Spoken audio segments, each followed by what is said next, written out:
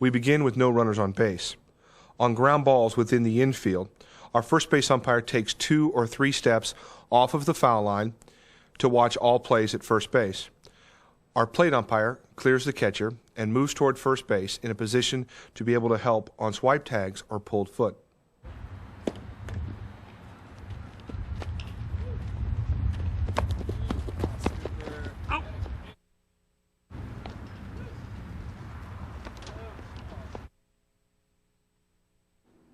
On ground balls to the right side of the infield, you may want to take 1 or 2 steps into foul territory to view the play, thus not being in the way of the throw from a second baseman.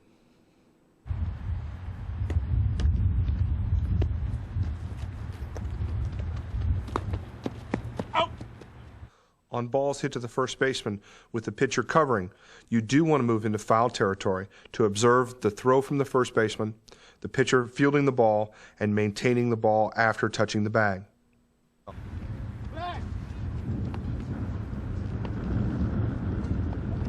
On a throw that pulls the first baseman off the bag, notice how the first base umpire steps toward the line to get a better view.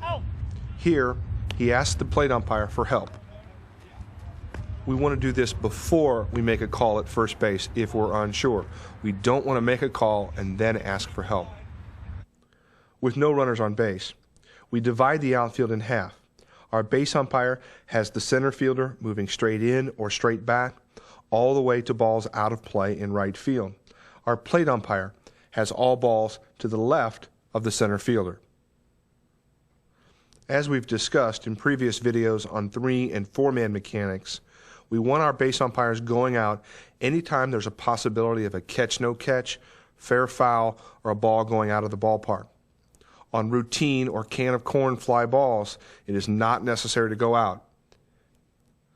On fly balls into the base umpire's coverage area, he determines whether or not he should go out on the fly ball or not. If he determines he doesn't need to go out on the ball, he should enter the infield and take the batter runner into second base if necessary. The plate umpire takes responsibility then for all catch and no catch responsibilities in the outfield. Here we see on a clean hit, our base umpire entering the infield, pivoting, and taking the batter runner into second base. In this sequence, our batter runner hits a triple. Our base umpire enters the infield, pivots, and takes him all the way to third base. Let's talk briefly about rundowns. This play develops between first and second base on the batter runner.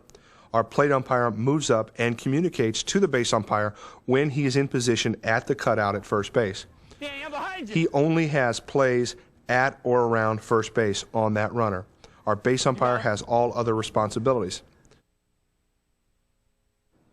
In this play situation, we have a ball hit to left field. Notice how our plate umpire moves out from behind home plate, almost in a direct line toward the shortstop to view the catch-no catch. God damn, you got a catch. Notice how he communicates to his partner that there was a catch. Now we'll talk about when a base umpire does go out. We want to use the technique of pause, read, and react on all fly balls. Notice how our base umpire watches the ball go up in the air and then gauges whether or not he should go to the outfield on the ball. Catch. Every time that our base umpire goes out on a fly ball in his coverage area, our plate umpire must move out from behind home plate and be in a position to rule on any plays that develop at first, second, or third base.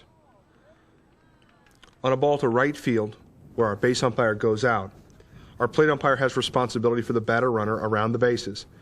Notice how our base umpire tries to get back toward home plate should a play develop there.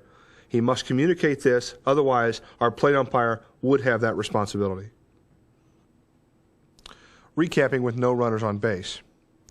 We split the outfield in half with the base umpire covering the center fielder moving straight in or straight back all the way to out of play in right field. The plate umpire has the center fielder moving toward left. We want our base umpire to pause, read, and react to all fly balls within his coverage area. If the base umpire does go out, our plate umpire has all plays at first, second, and third base. And if possible, the base umpire will return for any play at the plate.